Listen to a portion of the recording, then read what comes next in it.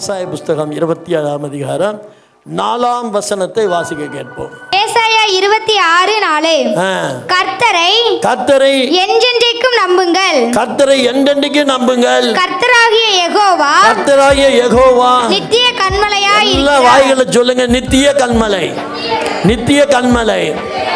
ஆண்டவரே உம்முடைய நாமம் மகிமைப்படட்டும் கர்த்தா. அப்ப அவர் என்ன சொல்றாரு? அந்த வசனத்துக்கு வாங்க மறுபடியும். கர்த்தர் என்றென்றைக்கும் நம்புங்கள்.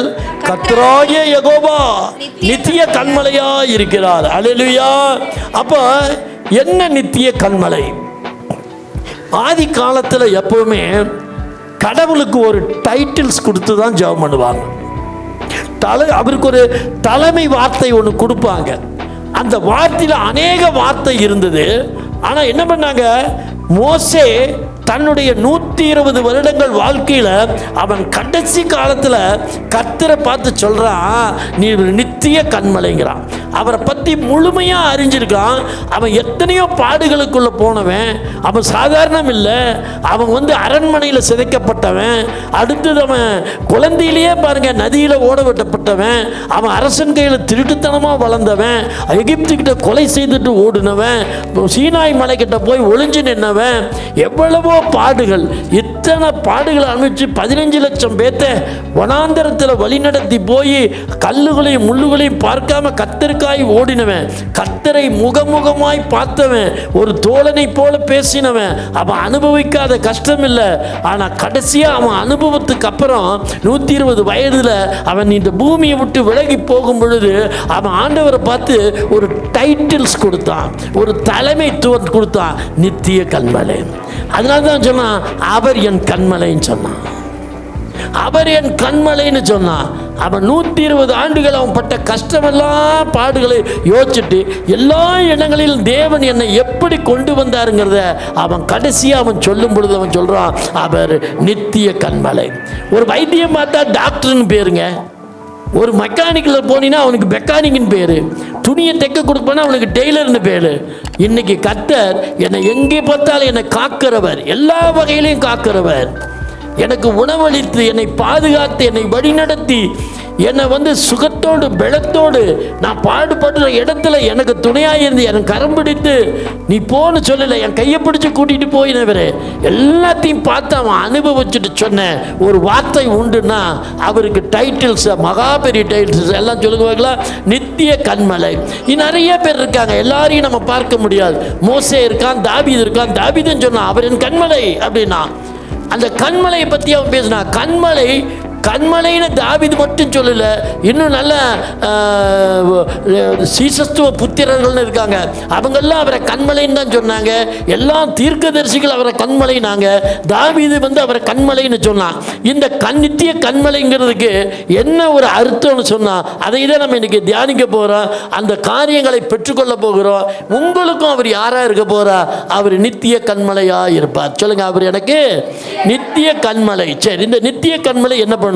நீங்கள் உபாகமம் புஸ்தகம் 32ஆம் அதிகாரத்தை வீட்டில் போய் படிச்சு பாருங்க. இங்கே நேரம் இல்லை, முழுவதும் படிச்சு பாருங்க. அவன் இஸ்ரவேலர்களை கடிந்து கொண்டு இஸ்ரவேலர்களுக்கு புத்தி சொல்லிட்டு அவன் சொல்றான், அவர் யார் தெரியுமா? அவர் நித்திய கன்மலைடான்னு சொல்லி இஸ்ரவேலருக்கு சொல்றான். மொத்தம் 9 முறை கன்மலைன்னு சொல்றான். மோசே சொல்லும்போது மொத்தம் 9 முறை கன்மலைன்னு சொல்லுவான். அதில் 7 முறை கன்மலைன்னு சொல்கிறான். 2 முறை விக்கிரகங்கள் கன்மலை அல்லன்னு சொல்லுவான். அது 2 இடத்துல வரும். எங்கெங்கன்னு வேணும் நான் நோட் பண்ணியிருக்கேன், பார்த்துங்க. எழுதுனா எழுதிங்க. 4ஆம் வசனம், 13ஆம் வசனம், 15ஆம் வசனம், 18ஆம் வசனம், 30ஆம் வசனம், 31ஆம் வசனம், 37ஆம் வசனம். இந்த மறுபடியும் சொல்கிறேன், 4, 13, 15, 18, 30, 31, 37 இந்த வர்ணங்கள் இந்த இடத்துல எல்லாம் அவன் நித்திய கன்மலைன்னு சொன்னான். 31லையும் 37லையும் 2 தடவை சொல்றான் விக்கிரகம் கன்மலை அல்ல அப்படின்னு 2 தடவை சொல்றான். 7, 2, 9 முறை அவன் அந்த கன்மலைங்கிறது அவ்வளவு உற்சாகத்தான். உபாகம் 32:4 படி.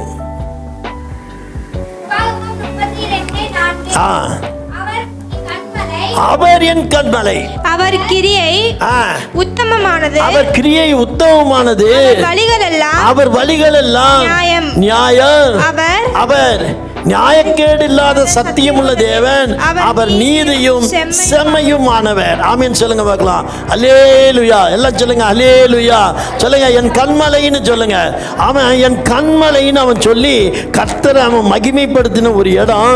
அந்த இடத்துல தான் அவன் 165 ஆண்டுகள் தேவனை முகப்ப. நான் நிறைய இருக்கு, நான் டைமுக்கு அந்த மாதிரி சுருக்கி பேசுகிறேன். அதனால் என்னன்னு யோசிக்காதீங்க, நீங்கள் புரிந்து கொள்ளும் வகையில் நான் வேகமாக படிக்கிறேன். அல்லேலூயா. அவர் நித்திய கண்மலை என்று சொல்லலாம். இப்போ யெகோவா நித்திய கண்மலை என்றால் என்ன அப்படின்னு சொன்னீங்கன்னா, நீங்கள் எந்த சூழ்நிலையில் இருந்தாலும் சரி, உங்கள் பாடுகள் எப்படி இருந்தாலும் சரி, உங்கள் வேலைகள் எவ்வளோ இடர்பாடு இருந்தாலும், உங்கள் தொழில் நெருக்கங்கள் எவ்வளவு இருந்தாலும் சரியோ, மனிதர்கள் மாறலாம், சூழ்நிலைகள் மாறலாம், ஆனால் மாறாத ஒரு தேவன் உண்டு. ஏன்னா கண்மலை அவர் தான். அந்த கண்மலை ஒரு நாள் நமக்கு மாறாது. நம்மளை உதவி செய்கிற ஒரு கண்மலை, நம்மளை வழி நடத்துகிற ஒரு கண்மலை. அந்த கண்மலை எப்பவுமே மாறாது, நம்மளை விட்டு விலகாது. நீங்கள் விலகினாலும் அவர் உங்களை காண்கிற தேவனாக இருக்கிறார். நீங்கள் தான் வேண்டான்னு ஒதுக்கலாம் தவிர அவர் உங்களை ஒரு நாளும் ஒதுக்காத தேவன். அல்லேலூயா. 32:1 வாசிங்க. உபாகமம் 32:1. வானங்களே செவி கொடுங்கள், செவி கொடுங்கள், நான் பேசுவேன். பூமியே என் வாய்மொழிகளை கேட்பாயாக. வானத்தையும் பூமியும் மோசே ஆண்டவர் சாட்சி வைக்கிறார். கர்த்தருடைய வார்த்தை எதில் சாட்சி வச்சார் தெரியுங்களா? வானத்தை சாட்சி வைக்கிறார், பூமியை சாட்சி வைக்கிறார். உங்களுக்கு ஒன்று தெரியுமா? நாம சொல்கிற அடிக்கடி கைகளை வைத்து கர்த்தரை அல்லேலூயா சொல்லுவோம். அப்படின்னா எதுக்கு கைகளை வைத்துறீங்க? கையை தட்டிடு. ஏன்னா அவர் எங்கே பார்த்தாலும் பைபிளில் தன்னை குறித்த ஒரு சாட்சி வைக்கணும்னா அவர் வானத்தையும் பூமியும் சாட்சி வைப்பார். ஏன்னா நம்முடைய ஆயுள் காலம் முழுக வானம் மாறாதது, பூமி மாறாதது. அதனால் அவர் சொல்கிறாரு, நான் என்னுடைய படைப்பின் மேலே சத்தியங்கிறாரு, நான் படைத்த பூமியின் மேலே சத்தியம், உன்னை நான் கைவிட மாட்டேங்கிறாரு. என் அன்பு ஜனமே, நீ எவ்வளவு வேதனைப்பட்டிருந்தாலும் சரி, நீ எத்தனை துக்கப்பட்டிருந்தாலும் சரி, ஒரு சமயம் நான் கஷ்டம்னு சொன்னனே, அந்த கஷ்டங்களை நீங்கள் அனுபவிச்சிருந்தாலும் சரி, ஆனால் மாறாத தேவன் உண்டு, மாறாத தேவன். நான் தான் சொல்கிறேனே, என்னுடைய சாட்சியை அப்பப்போ வருஷத்துக்கு 2 தடவை 3 தடவை சொல்லிடுவேன். ஏன்னா ஆண்டவருடைய சாட்சியாக இருக்கட்டும்னு சொல்லி உங்களுக்கு சொல்கிறேன். நான் அவர் கண்மலை. நீங்கள் எவ்வளவு கஷ்டம், என்ன துயரங்கள், என்ன வேதனை, உன் தொழிலில் இடுக்கமா, எங்கே இருந்தாலும் சரி, கர்த்தர் கண்மலையாக இருப்பார் உங்களோடு. நித்திய கண்மலை, அதுக்கு பேர் பாருங்க, நித்திய கண்மலையாமா. நித்திய கண்மலைனா அது அசையாது, அது அசைக்கப்படாத ஒரு கண்மலை, அது என்றைக்கும் மாறாது.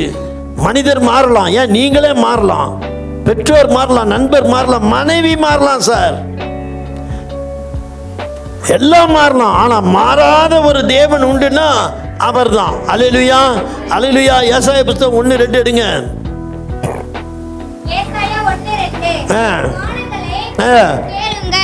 வானங்களே கேளுங்கள், பூமியே செவி கொடு. கர்த்தர் பேசுகிறார். யார் பேசுறாரு? கர்த்தர் பேசுகிறார். பாருங்க, அவர் பேசும் பொழுது வானத்தை பூமி சாட்சி வைக்கிறார். என் அன்பு ஜனங்களுக்கு நான் சொல்றேன், நீங்க அவரை விசுவசிங்க. உங்களுக்கு சம்பாதனை அவசியம், எல்லாம் அவசியம்தான். எது அவசியம் இல்லாம இருக்கு மனுஷனுக்கு? ஆனால் எல்லாவற்றையும் காட்டிலும் ஒன்றும் அவசியம் இருக்கு. தேவனை சந்திக்கிற வேலை இருக்கே, அது அவசியம். ஞாயிற்றுக்கிழமை சபைக்கு போவது தலையாய் விழுந்த கடமை. ஒன்று கூடி கர்த்தரை ஆராதிக்கிறது. நீங்கள் இதை செஞ்சுட்டு வாங்க. நீங்கள் சரியான நேரத்துக்கு, சரியான ஆராதனைக்கு, வேத வாசிப்பு எல்லாத்தையும் சரியாக செய்யுங்க. உங்கள் தொழிலை கர்த்தர் பொறுப்படுத்திக் கொள்வார். உங்கள் தொழிலை கர்த்தர் பொறுத்துக்கிறதுக்குவார். நீங்கள் திட்டங்கள் எல்லாம் அவர் தான் போடுவார். அதை தான் அது சொல்லுது பாருங்க. வானங்களே கேளுங்கள், பூமியே செவி கொடுங்க, கர்த்தர் பேசுகிறார். நான் பிள்ளைகளை, அவர் சொல்றார் பாருங்க, நான் பிள்ளைகளை வளர்த்து ஆதரித்தேனாமா, அவர்களோ எனக்கு விரோதமாக கலங்கம் பண்ணினார்கள். பிள்ளைகளை ஆதரிக்கிற தேவன் அவர் நித்திய கண்மலை, உங்களை நேசிக்கிறவர், உங்களை பாதுகாக்க வல்லவர். உன்னுடைய இடர்பாடுக்கு மத்தியில் கர்த்தர் உன்னோடு இருக்கிற தேவன். அவர் என்ன சொல்றார் பாருங்க, எனக்கு விரோதமாய் கலகம் பண்ணுகிறார்களாமா. நம்ம கஷ்ட நஷ்டங்கள் எப்படி வந்தது, வேதனை துன்பங்கள் எப்படி வந்தது? சபைக்கு வர்ற மாதிரி வருவோம், வேதம் படிக்க மாட்டோம், ஜெபிக்க மாட்டோம். ஆனால் ஞாயிற்றுக்கிழமை நான் கிறிஸ்தவனாச்சே, அது அந்த பழக்கம். கடன் திருநாள், சபைக்கு உட்காந்து கடனை தீர்த்துட்டு போகிற நாள். நல்லா தெரிஞ்சுங்க, உங்களை பிசாசு தந்திரமாக கொள்ளை கொண்டு போவான். நீங்கள் கர்த்தர் பேரில் விசுவாசமாக இருக்கோ, அவர் தான் நித்திய கன்மலை. இன்னைக்கு கணவன் மனைவிக்குள்ளே இருக்கிற நேசத்தை பாருங்க, எல்லாம் கடமை. அது திருப்பூரில் நான் கேள்விப்படுறதா, ஐயோயோ, எல்லாம் கணவன் மனைவி மாயமானமான ஒரு குடும்ப வாழ்க்கை. ஏதோ வேற வழி இல்லைங்கிற மாதிரி ரொம்ப வேதனைக்குரிய இடம் திருப்பூர். அது இந்த கணவன் மனைவி விஷயத்தில் கேள்விப்பட்டோம்னா நமக்கே சங்கடமாக இருக்குது, யார்கிட்ட பேசுறதுன்னு தெரியல. ஆகவே என்னுடைய அன்பு ஜனங்கள், JLW ஜனங்களுக்கு நான் சொல்லிக்கொள்வது ஒன்று, தெரிஞ்சுங்க, எச்சரிக்கையாக இருங்க, எச்சரிக்கையாக இருங்க. நல்ல வேத வசனத்தை வாசிங்க, ஒருவர் குடும்பத்துக்குள்ளே நேசிங்க, கர்த்தருக்கு பயந்த பிள்ளைகளாய் வாழுவதற்கு நீங்கள் கற்றுக்கொள்ளுங்க. அவர் அசைவற்ற ஒரு கன்மலை, அசைவற்ற ஒரு ஆறுதல், அசைவற்ற ஒரு பாதுகாப்பு. அதனால தான் அவருக்கு பேர் என்ன, நித்திய கன்மலைன்னு வந்துச்சு. அல்லேலூயா, அல்லேலூயா. ஆகவே நீங்கள் எச்சரிக்கையாக இருங்க. உபாகமம் 32:13 எடுங்க. உபாகமம் 32:13.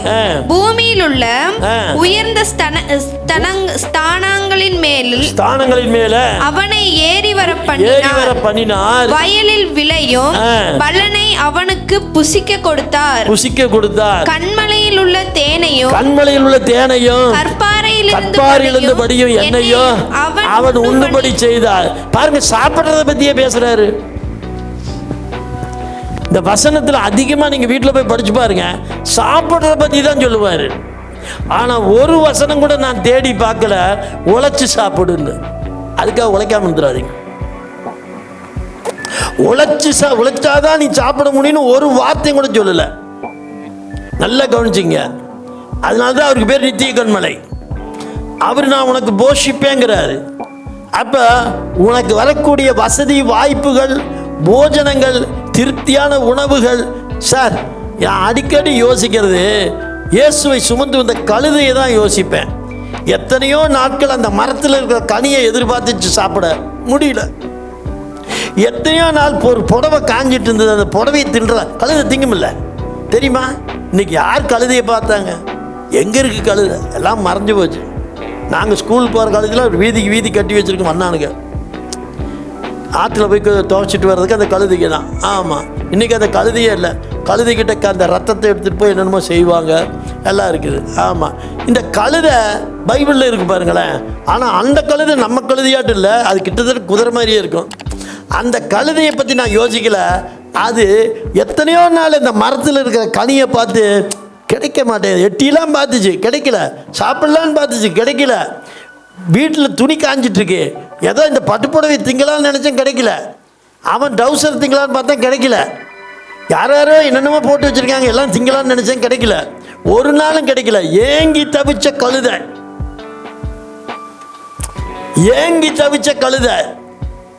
நான் அதனால சொன்னேன், கழுதைன்னு சொன்னேன் என்ன பரவாயில்ல. ஆனால் ஒன்று தெரிஞ்சுங்க, அந்த நிகழ்ச்சியில் கழுதைக்கு மேலே யாருமே இல்லை, அதனால் அதுக்கு எதுவுமே கிடைக்கல. ஆனால் ஒரு நாள் வந்தது, கழுதையை குட்டி கட்டியிருக்க காண்பீர்கள், அதை கட்டவிழ்த்து கொண்டு வாருங்கள்னு சொன்னோன்னே அவரை கூட்டிகிட்டு வந்த கழுதை மேலே இயேசுவை அமரச் செய்தார்கள். கழுதை மேலே இப்போ யாருங்க? இயேசுவை அமரச் செய்தார்கள். அமரச் செஞ்சோன்னே ஒசன்னான்னு பாடுறான், கழுதை போகுதுங்க. இத்தனை நாளாக ஏங்கி தவிச்சது இல்லை, எல்லாம் காலுக்கிட்ட வந்து விழுகுது. கையை தட்டிட்டு பார்க்கலாம். ரொம்ப சந்தோஷமா இருக்கீங்கன்னு தெரியுது. தட்டாது. நீரே என்பலன் நீரன், ஆபத்து காலத்தில் துணை, சுற்றி நின்று என்னை பார்க்கும் கண்மலை. அல்லேலூயா. நல்லா தெரிஞ்சுங்க, அந்த கழுதைக்கு எல்லா மரங்கள்ல இருக்க பழங்களும் கனிகளும் வந்து காலுக்கிட்ட விழுகுதுயா. இத்தனை நாளாக எதிர்பார்த்த துணி திங்கலாம் நினைச்சது, அவனே கொண்டு வந்து காலுக்கிட்ட விரிச்சு விடுறான். அது பார்த்துச்சு, கொஞ்சம் கடிச்சிச்சு, கொஞ்சம் துப்புச்சு, வந்த கொழுப்பு இருக்கும்ல கழுதைக்கு, அப்படிதான் தின்னுச்சு அந்த கழுதை. வேணுங்கிறது திணிச்சு தூக்கி எறிஞ்சது, புடவை கடிச்சது, தூக்கி எறிஞ்சது. ஏன்னா எங்கிட்ட நிறைய இருக்குன்னு நினச்சிட்டு வந்துட்டு இருக்கு. எருசலேம் ஆலயம் வந்துருச்சு, இயேசு இறங்குற வேலை வந்துருச்சு, இறங்கினாரு. இப்போ கழுதை எல்லாத்துக்கும் தடையா இருந்துச்சு. போடுறவங்க இப்போ இயேசு பின்னாடி போகிறான் எல்லாம். கழுதை இப்போ என்ன ஆயிடுச்சுங்க, இடைஞ்சல். துணியை கடிச்சா துணி கடிக்கிறேன். என்ன அர்த்தம்? இந்த கழுதை அப்படிதான் இருந்துச்சு. ஆனால் கழுதைக்கு உள்ள வந்து இயேசு, பைபிள் வேத வசனம் தான் இயேசு கிறிஸ்து. இந்த வேத வசனமாகிய இயேசு கிறிஸ்து தம்பிதுரைங்கிற கழுதை மேலே உள்ள வந்த உடனே என்னெல்லாம் எதிர்பார்த்தோ எல்லாம் வந்து உழுகுது. ஐயா கையை தட்டி இருப்பாக்கலாம். இது என்னெல்லாம் ஆசைப்பட்டுதான் மிஞ்சினதை வாங்குது, மிஞ்சினதை வாங்குது. சார் நீ மிஞ்சினதை வாங்குவ, நீ எதையெல்லாம் பார்த்து ஏக்கப்பட்டியோ அதெல்லாம் வாங்குவ. அந்த கழுதைக்கு ஏங்கினதெல்லாம் கால் கடியில் கிடந்துச்சே. ஏன்? ஏன்? ஒரே ஒரு காரணம் சொல்லுங்க பார்க்கலாம். ஏன்? என்ன எல்லாம் இப்படிங்கிறீங்க இப்படிங்கிறீங்க இப்படிங்கிறீங்க? ஏங்க அந்த பக்கம் ஏங்க தூங்கினவங்களை எழுப்பி விட்டு சொல்லுங்க ஏன்னு கேளுங்க. அவங்களே தூங்குறாங்க, அப்புறம் எழுப்பி விட்டு ஏங்க? இயேசு மேலே இருக்காருங்க, கையை தட்டிடுங்க. ஒரு ரகசியமும் கிடையாது. மேலே உட்கார்ந்துருக்கிற யாருங்க? அவ்வளவுதான். அது அவர் உட்கார்ந்துருக்கிற வருடம் அதோடைய ஆசைகள் எல்லாம் நிறைவேறுது. கொண்டுட்டு போய் தேவாலய பக்கம் வந்தோன்னே இறங்கிட்டாரு. அப்புறம் இந்த கழுதை உலகத்துக்கு இடைஞ்சல். எல்லாம் இந்த கழுதையை தள்ளி விடுறாங்க. என் தனமே, இந்த சம்பவத்தில் நீ என்ன புரிஞ்சுக்கணும்? அவர் உன்னுடைய நித்திய கண்மலை. அவர் வசனம் உனக்குள்ள இருக்கும்போது, அவருடைய வார்த்தைகள் உனக்குள்ள இருக்கிற வரையும் தான் உனக்கு எல்லா கணமும். எங்கேயோ வளர்ந்த தம்பிதுர, எங்கெங்கேயோ சுத்திட்டு இருந்த தம்பிதுர, உனக்கு எனக்கு யாருன்னே தெரியாது. அவர் உள்ள வந்தவன உன்னை என்ன நினைச்சார் பத்தியா? திருப்பூர்ல வந்து ஒன்றும் தெரியாத இடத்துல, இந்த திருப்பூரே மேப்பில் நான் தேடினதும் கூட கிடையாது ஒரு காலத்துலையும். ஆனால் திருப்பூரில் வந்துட்டு உங்களையும் என்னையும் இணைச்சி இத்தனை பேர்த்து கொண்டு வந்து ஒரு சபையை வளர்த்துறாருன்னா சாதாரணமாக தம்பேரியால் முடியுமா? இது என்ன பிஸ்னஸா? 4 ஆர்டர் 4 பேர்த்துல போய் கேட்டு வரலாங்க. அதுக்கு அதெல்லாம் முடியாது. இதில் வேறு வைராக்கியம் வேறு ஆள். நாங்களாம் யார் வீட்டுக்கும் போக மாட்டோம். நாங்கள் யார் தெரியுமா?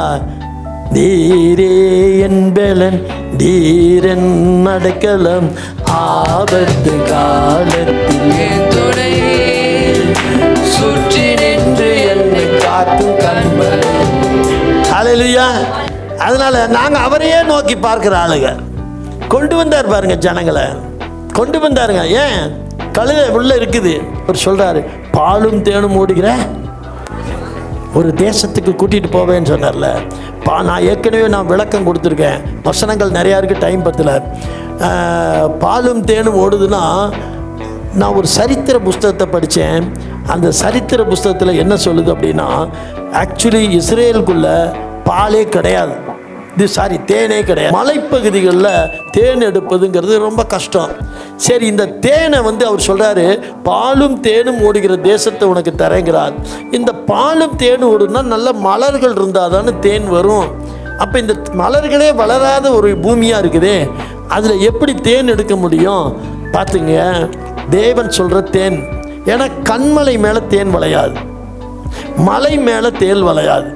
தேன் சமபூமியில் இருக்க பூக்கள் மேலே தான் நமக்கு கிடைக்கும். இப்படி ஒரு சம்பவத்தில் வேதம் சொல்லுது, தேன் அப்படின்னு சொல்லுது, பாலும் தேனும் ஓடுகிற தேசம். இந்த தேனுங்கிறத பற்றி நான் ஒரு ஹிஸ்டரி ஒன்று படித்தேன். அந்த ஹிஸ்டரியில் என்ன சொல்லுது, தேனே கிடைக்காதம்மா. அப்போ அந்த தேன் எங்கிருந்து கிடைச்சதுன்னா பேரிச்சம்பழத்துலேருந்து கிடைக்குதாம். எப்படின்னா, பேரிச்சம்பழம் நல்ல கொத்தையெல்லாம் எடுத்துட்டு கூலாக அரைச்சிடுவாங்களாமா. அரைச்சிக்கிட்டே இருப்பாங்களாம். அது தேனாக மாறுற வரலும் அடைப்பாங்களாம். கம்ப்ளீட்டாக தேனாகவே மாறிடுமாமா. அந்த தேனை தான் சொன்னாராமா, உனக்கு தாளும் தேனும் கொடுக்குற தேசத்தில் வைப்பேன்னார். அதே மாதிரி ஒரு 7 மரங்களை சொல்லியிருப்பார் பாருங்களேன். 7 மரங்கள். உபாகமம் புஸ்தகம் 8ஆம் அதிகாரம் 8ஆம் வசனத்தை வாசிக்க கேளுங்க. உபாகமம் 8:8. அது ஆ. கோதுமையும் அது கோதுமையும் கோதுமையும் பார் கோதுமையும் நல்லா தெரிஞ்சுங்க, பாலைவனத்துக்குள்ள விளையக்கூடிய ஒரு 7 மரத்தை சொல்றாரு. ஒரு 7 மரத்தை நல்லா கவனிங்க. அது கோதுமையும் 1, வாட்கோதுமையும் 2, திராட்சை செடிகளும் 3, அத்தி மரங்களும் மாதுளம் செடிகளும் தேசம். அது ஒலிவ மரங்கள் 6, எண்ணெயும் தேனும் உள்ள தேசமாமா. எப்படிங்க இந்த தேன் தேன் எங்க போய் தேன் தனியா ஒரு மரத்திலே வரப்போகுது. ஆனால் பாருங்க, அவர் அங்கே தேனும் உள்ள ஜோசிங்கிறது சொன்னது எதை சொன்னார்னா, அவர் ஒலிவ மரத்தை பனைமரத்தை சொல்றாரு. அந்த பேரிச்சம்பழம் விளையக்கூடிய ஒரு மரத்தை சொல்றாரு. அதனால தான் தேனும் உள்ள தேசமாமா. அந்த இடத்துல பேரிச்சம்பழம்னு போட்டிருக்கோணும். ஆனால் அவர் அது என்ன எடுக்கிறாருங்கிறத போட்டிருக்காரு, தேனும் உள்ள தேசம். கவனிச்சிங்களா? எங்க படிங்க பார்க்கலாம். அது கோதுமை 1, பார் கோதுமை 2, திராட்சை செடிகளும் 3, அத்தி மரங்களும் 4, மாதுளம் செடிகளும் 5, ஒலிவ மரங்களும் 6, எண்ணெயும் தேனும் உள்ள தேசம். முதல்ல மாதுளம் செடியும் உள்ள தேசம்னு சொல்லி அங்க ஒரு சப்ஜெக்டை முடிச்சிட்டாரு. ஏன்னா அங்க கோதுமை கிடைக்குது, வாட்கோதுமை கிடைக்குது, திராட்சை செடி கிடைக்குது, அத்தி மரம் கிடைக்குது, மாதுளம்லாம் அங்க ரொம்ப சிறப்பா கிடைக்கும், ரொம்ப நல்லா இருக்கும். சரி, அது 2 ஸ்பெஷலாக கொண்டு வரார். எந்த 2? ஒலிவ மரங்களும் எண்ணெயும் உள்ள தேசம். முதல்ல என்ன பண்ணாரு, மாதுளம் செடிகளும் உள்ள தேசம்னு அங்கே ஒரு தேசத்தை முடிச்சுட்டு அப்புறம் மறுபடியும் ஸ்பெஷலாக சொல்றாரு, அது ஒலிவ மரம். ஏன்னா இப்படி தான் தியானிக்கணும் நீங்கள். அது ஒலிவ மரங்களும் எண்ணெயும் உள்ள தேசமாமா. இந்த 2 பற்றி தான் நம்ம தெரிஞ்சுக்கணும். முக்கியமாக ஒரு 5 நிமிஷத்தில் உங்களுக்கு முடிச்சு அனுப்பிச்சிடுறேன். அந்த தேனும் உள்ள தேசம்னா பேரிச்சம்பழத்தை குறிக்கிறது. பேரிச்சம்பழத்தை கூழா அரைச்சி அதை அரைக்க அது தேன் போல மாறிடுமாமா. அந்த தேனினாலே போஷிப்பேன்னு சொல்றதுக்கு தான் அவர் தேனும் உள்ள தேசம் சொன்னார். இந்த தேன் அடுத்து சொல்றார் ஒலிவ மரங்கள் உள்ள தேசம். இந்த ஒலிவ மரம் இருக்கு பாருங்க, பள்ளத்தாக்கான பூமியில தான் விளையும். ஆனால் இஸ்ரேல் ஒரே தேசத்தில் தான் கன்மலையின் மேலே ஒலிவ மரம் வருது. வேற எங்கேயுமே நீங்கள் ஒலிவ மரத்தை நீங்கள் மலை மேலே விளையிறத பார்க்கவே முடியாது. சாதாரண சமவெளி பூமி, மணல் பகுதி, பள்ளத்தாக்குகள், இந்த மாதிரி இடத்துல ஒலிவ மரம் விளையும். ஆனால் இஸ்ரவேல் ஒரு தேசத்தில் தான் ஒலிவ மரம் மலை மேலே விளையுது. கீழையும் விளையும், மலை மேலேயும் விளையும். ஏன் மலை மேலே விளையாது? ஒலிவ மரத்தின் வேர்கள் சிம்பு வேர்கள். சிம்பு வேர்னா எத்தனை பேருக்கு தெரியும்? படிச்சிருப்பீங்க பாடத்தில். தென்னை மரத்துக்கு என்ன வேர்? சிம்பு வேர். தென்னை மரம் வேர் பார்த்துருக்கீங்களா? இந்த தென்னை மரத்தை நட்டிக்கிட்டிங்கன்னா பக்கத்தில் எவ்வளோ காங்கிரீட் போட்ட வீடு கட்டினாலும் சரி, காங்கிரீட் அப்படி தொலைச்சிட்டு வேர் உள்ளே போயிடும். காங்கிரீட்டுக்கு வெடிப்பு கிடச்சா போதும் பூந்துட்டு போயிடும். போந்து எப்பேற்பட்ட கல்லுகள் தடுத்தாலும் போய் விளைஞ்சு நிற்குமாமா. ஒலிவ மரத்துக்கு ஒரு திராணி உண்டு. அதனால தான் இங்கெல்லாம் ஒலிவ மரத்தை பார்க்க முடியாது. நீங்கள் அங்கே தான் பார்க்க முடியும், கண்மலையில் பார்க்கலாம். கண்மலை இறுகின ஒரு பாறைகள். ஆனால் இந்த ஒலிவ மரத்துக்கு ஒரு திராணி உண்டு. அதனால தான் ஆண்டவர் சொன்னார், உன் பிள்ளைகள் ஒலிவ மரக்கன்றுகளாய். அவர் சொல்றாரு பாருங்க, உன் பிள்ளைகள் ஒலிவ மரக்கன்றுகளாய் வளருவாங்களாமா. அப்படின்னா என்ன வளர்ச்சி? ஒலிவ மரத்துக்கு ஒரு வளர்ச்சி இருக்கு. எப்படி தெரியுமா? அதோடைய வேர் சிம்பு வேர்கள். இந்த சிம்பு வேர் என்ன பண்ணுமாமா, இறுகின மலைப்பாரி உள்ள இஸ்ரவேல் மலையில் அது சின்ன கேப் கிடைச்சாலும் பொத்துக்கிட்டு பொலந்துக்கிட்டு இடிச்சுக்கிட்டு அது தன்னுடைய வேர்களை பரவ செய்யுமாமா. கிட்டத்தட்ட 10 அடி 20 அடிக்கு மேலே அதோடைய வேர்கள் போக ஆரம்பிக்குமாமா. எங்கே கேப்பு, எங்கே நெருக்கங்கள் இடுக்கங்கள் எங்கே கிடைச்சாலும் சரி அதுகளை பொழந்துக்கிட்டு அந்த வேர் அங்கே போய் நிற்குமாமா. நிற்கிறது மட்டுமில்லை, அந்த வேர்கள் பூமியை பொழந்துட்டு மேலே வருமாமா. நம்ம வாழை மரத்தில் பார்த்துருப்பீங்கள்ல, வேறு மரம் ஒரு மரத்தை சுற்றிலும் சின்ன சின்ன குட்டி வாழை மரங்கள் வளர்றது பார்த்தீங்களா? அதை தான் நம்ம என்ன சொல்கிறோம், வாழையடி வாழைன்னு சொல்கிறோமா இல்லையா? நிறைய குட்டி குட்டி குட்டி வாழை மரங்கள். ஒலிவ மலைக்கு ஒலிவ மரத்துக்கு அப்படி ஒரு திராணி உண்டு. அது எங்கெல்லாம் போகுதோ அந்த நுனி பூமியை பொத்துட்டு மேலே அங்கே ஒரு ஒலிவ மரம் ஒரு வளர ஆரம்பிக்கும். அப்படி தன்னை படர செய்து கொள்ளுமாமா. ஆண்டவர் சொல்றாரு, என் பிள்ளைங்க அப்படி தாங்கிறார். கையை தட்டிரு. உங்களை ஆண்டவர் ஆசீர்வதிக்கிற ஒரு காரியம் எப்படின்னா அப்படிதான். நீங்கள் எவ்வளவு இடுக்கமான காரியமா இருந்தாலும் சரி, எப்பேற்பட்ட நெருக்கத்தில் இருந்தாலும் சரி, ஆண்டவர் இந்த 2026 சொல்றாரு, என் பிள்ளைகள் எல்லாம் ஒலிவ மர கன்றுகளப்பா. அவங்க எந்த நெருக்கம் இருந்தாலும், எந்த பாடுகள் துக்கங்கள் அவர்களை நெருக்கி போட்டாலும் சரி, கர்த்தர் அவங்களெல்லாம் பிளந்து, என் பிள்ளைகள் என்ன பண்ணுவாங்களா, அந்த பூமியை பிளக்கிற மாதிரி அவை பிரச்சனைகளை பிளந்து கொண்டு முன்னேறி தங்களை படரச் செய்து கொள்ளுவார்கள், தங்களை விரிவாக்கம் செய்து கொள்ளுவார்கள். அவர்கள் ஞானம் அப்பேற்பட்டதாக கர்த்தர் மாற்றுவார். ஒவ்வொன்றும் ஒவ்வொரு சந்ததியா உலரும். ஆண்டவர் சொல்றாரு, நீ மட்டும் ஆசீர்வதிக்கப்பட்டவனா இருக்க மாட்ட, நீ மட்டும் ஆசீர்வதிக்கப்பட்டவளா இருக்க மாட்ட, உன் பிள்ளைகளும் ஆசீர்வாதமா இருப்பாங்க. உன் பிள்ளைகள், நீ ஒரு இடத்துல நிற்ப, உன் பிள்ளைகள் பறந்து போவாங்க. எங்கெல்லாம் உனக்கு வழிவாசல் இல்லை, நீ தத்தளிச்சு நிற்கிறியோ, அங்கெல்லாம் கர்த்தர் சொல்றாரு, என் பிள்ளைகள் பூமியை பிளந்து கொண்டு போவார்கள், அவர்கள் தடுக்க ஒருவனால முடியாது. யோபு 42:2 சொல்லுது, அவர் செய்ய நினைத்ததை தடை செய்ய ஒரு மனிதனால முடியாது. அப்படிதான் ஆண்டவர் சொல்றாரு, ஏன் நான் வளர்க்கிற என் பிள்ளைகள் ஒலிவ மர கன்றுகள். உங்களை மட்டும் அவர் சொல்லல. இந்த 2026 அவர் பிள்ளைகள்னு சொன்னா நீங்க, அவர் உங்களுடைய பிள்ளைகளின் பிள்ளைகள்னு சொன்னா உங்க பிள்ளைகள் எல்லாருமே, நானும் சரி, நீயும் சரி, உங்க பிள்ளைகளும் சரி, 2026 நாம தடைகளை உடைத்து முன்னேறுகிறவர்கள். சொல்லுங்க ஆமென். தடைகளை உடைத்து முன்னேறுகிறவர்கள். எத்தனை பேர் தடுத்த நம்ம கரங்கள் வந்தாலும் எல்லா கரங்களையும் நீக்கி போட்டு நம்ம முன்னேற்றத்துக்குள்ள போற பாதைகள். சட்டம் எது வேணா இருக்கட்டும், அரசாங்கம் எது வேணா இருக்கட்டும், அரசியல்வாதிகள் யார் வேணா இருக்கட்டும், உங்களையும் என்னையும் ஒன்று சேதப்படுத்தாது. யாருக்கு என்ன இக்கட்டு வந்தாலும் சரி, அத்தனை இக்கட்டுகளை முறியடிக்கிற பிள்ளைகள் நாமெல்லாம். நம்ம ஜெயம் கொள்ளுகிற பிள்ளைகள். நம்மை தடுக்க ஒரு கரம் நம்மளை தடுக்க முடியாது. தேவன் நமக்கு மகா பெரிய நித்திய கண்மலையாக இருக்கிறார். அவரே கண்மலை. அவர் எல்லாவற்றையும் நம்மளை பார்த்து ஞானத்தை தருவார், முன்னேறுவதற்கான ஞானத்தை தருவார். அவைகளை பிளந்து கொண்டு போகிற சட்டங்களை உடைத்துட்டு போகிற அளவுக்கு நமக்கு பலத்தை கொடுப்பார், தெளிந்த புத்தியை கொடுப்பார். வியாபாரம் ஆகலைன்னு நீ வருந்துறியா, கஷ்டப்படுறியா, துக்கத்தோடு இருக்கிறியா, கலங்காத.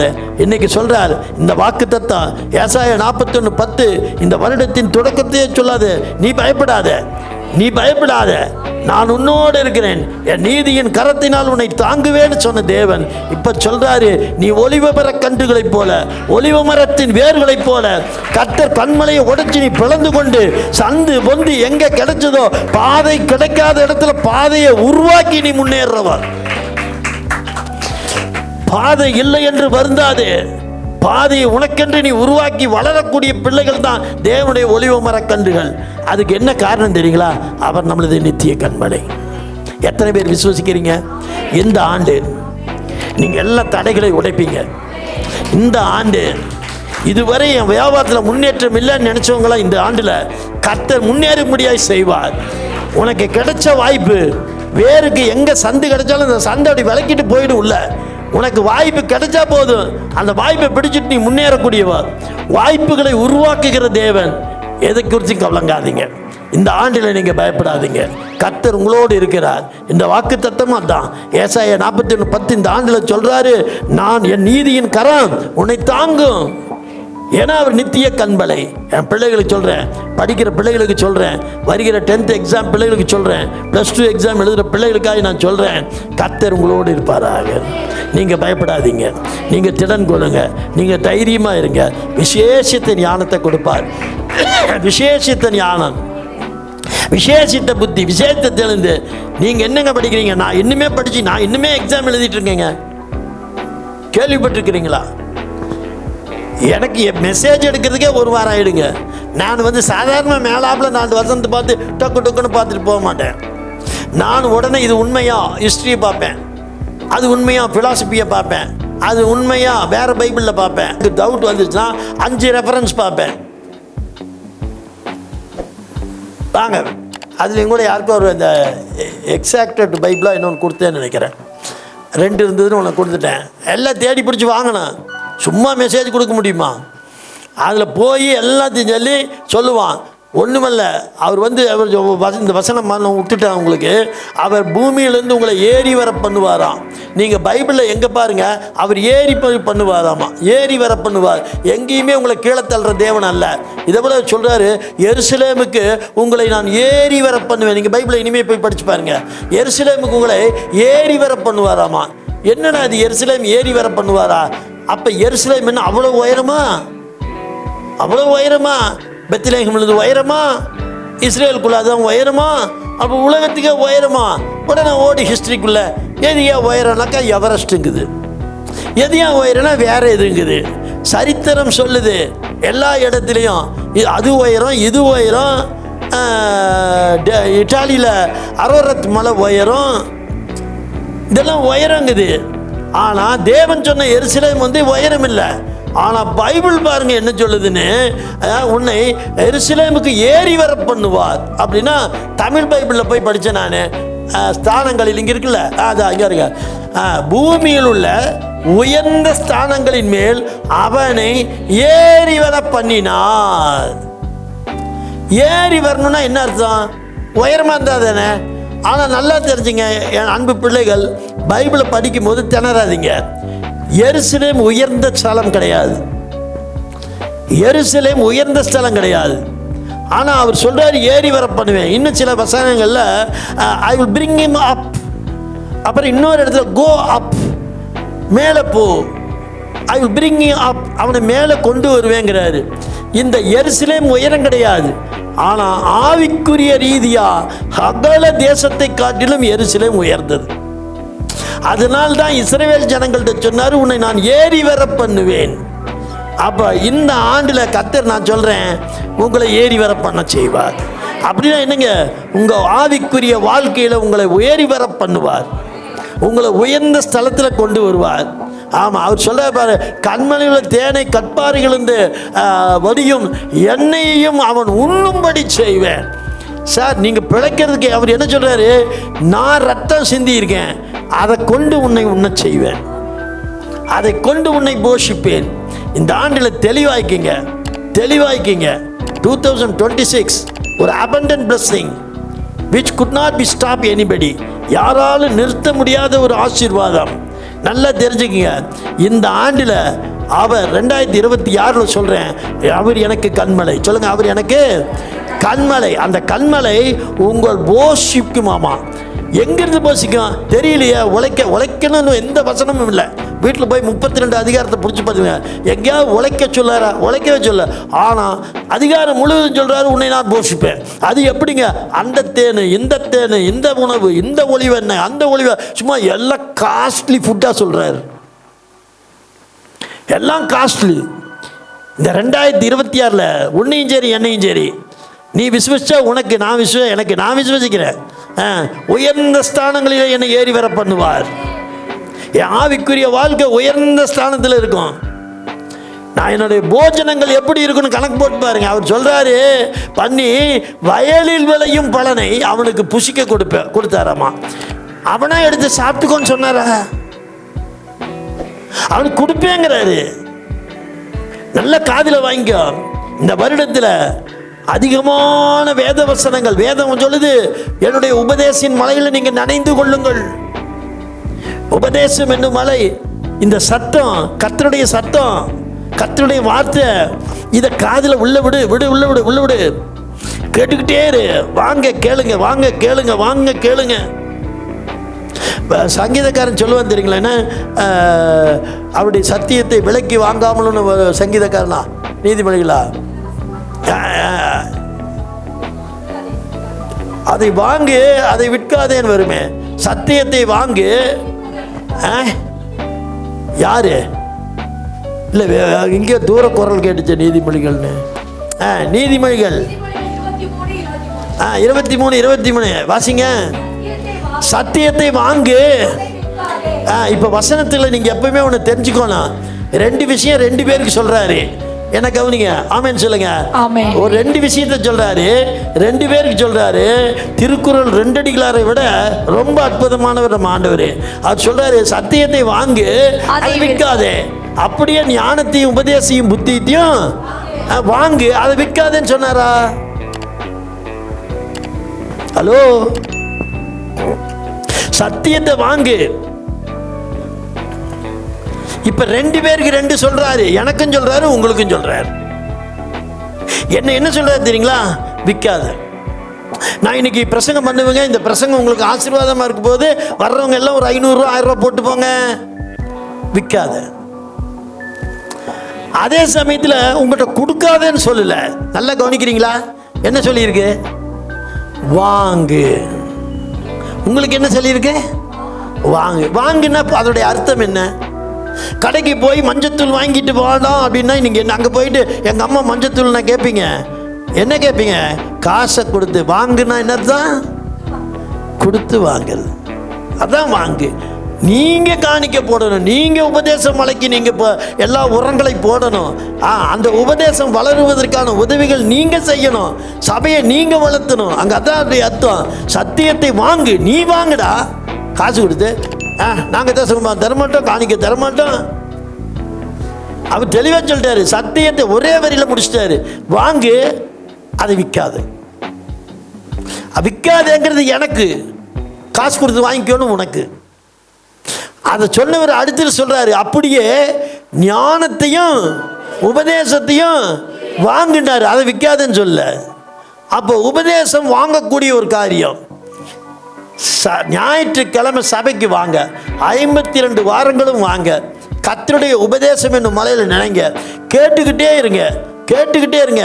எல்லாமே நான் சொல்கிறேன், 3/4 மணி நேரம் நான் பேசுகிறேன், இல்லை 1 மணி நேரம் நான் பேசுகிறேன்னா, நான் 1 மணி நேரம் பேசின அத்தனை வார்த்தைகளும் உங்களுக்கு புரியாது. 2வது, அத்தனை வார்த்தைகளும் உங்களுக்கு ஆசீர்வாதமாக இருக்காது. ஆனால் 1 மணி நேரம் நான் பேசினதில் ஒரு 5 நிமிஷம் பேசினது தான் ஆசீர்வாதமாக இருக்கும். இல்லை ஒரு 5 நிமிஷம் நான் பேசுகிறது தான் உங்களுக்கு புரிஞ்சிருக்கும். ஓகேவா? ஒத்துக்கிறீங்களா? 1 மணி நேரம் பேசுனது புரிஞ்சிருக்காது. ஆனால் அதில் ஒரு 5 நிமிஷம் பேசுனது டப்புன்னு உங்களுக்கு பிளெஸ்ஸிங் வந்திருக்கும், உங்களுக்கு புரிஞ்சிருக்கும், உங்களுக்கு அபிஷேகத்தில் இறங்கியிருக்கும், உங்களை ஆசீர்வதிச்சு உங்களை உருமாற்றி இருக்கும். ஒரு 5 நிமிஷம். இந்த 60 நிமிஷத்தில் 60 செகண்டில் 60 நிமிஷத்தில் எந்த 5 நிமிஷத்தில் அந்த பிளெஸ்ஸிங் வருது சொல்லுங்களேன்? 60 நிமிடத்தில் 5 நிமிட பிளெஸ்ஸிங்கு. இந்த 60 நிமிடத்துக்குள்ள எந்த பக்கம் இருக்குது? எங்க இருக்குது? யாருக்கு தெரியும்? அப்ப 60 நிமிஷம் நான் உட்கார்ந்தாதான் அந்த உபதேச மலையில் அந்த 5 நிமிஷம் ஆசீர்வாதம் எனக்கு வரும்.